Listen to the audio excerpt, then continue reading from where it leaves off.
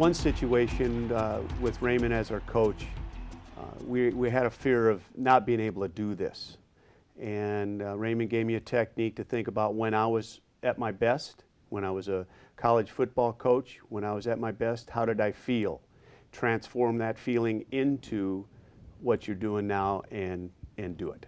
For me, it's being able to focus. I'm the one that sees the shiny things and likes to go on to the next project and the next project and doesn't seem to finish. So pulling my focus down and getting me on the path.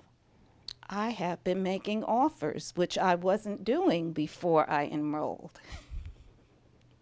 Since I first enrolled, I would have, I've established a website, never had a website, professional business cards, presenting myself, realizing that the way I dress and the way I speak and the way I look people in the eye and talk to them makes a huge difference in how I'm presenting my business.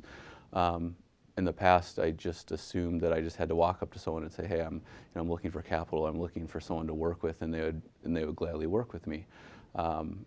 Coming from the retail side of things, I always waited for my customer to come to me, and it was very reactionary. And I've realized that growing that business as well as in real estate, that the more proactive and aggressive I am going out and searching people and selling myself to people, that the more results I'm going to get and the more productive I'm going to be. And there's a huge difference there in what I've learned in the last 4 months versus, like I said before, the last 4 years of investing in real estate and working in the retail business.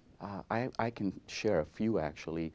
One of the first one was that partnering up. It was never in my model, and if I would have wanted to achieve the success that I'm achieving today, I would have been limited because partnership was never in my vocabulary.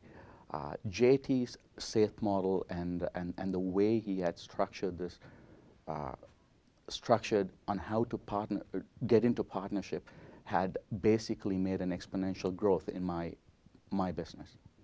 I think to me the best result that I'm getting is an understanding of the way other like-minded individuals are pursuing their careers and their goals, their financial goals.